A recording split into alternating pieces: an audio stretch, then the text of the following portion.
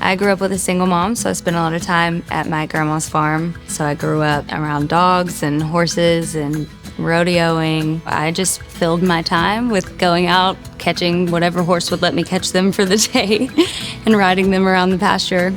I did start to notice the need for large animal veterinarians in rural communities. We would travel an hour and a half to get our horses treated, which caused a lot of issues when we had emergencies or a very sick horse. I thought I could be the solution, at least for my community, becoming a large animal veterinarian and serving the rural farmers in my area.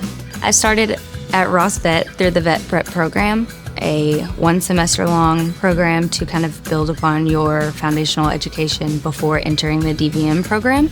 It let me have a chance to settle in to living on an island and helped me ease into the DVM curriculum. We start pretty early with live animal labs. I honestly wish that I could do a lab every day.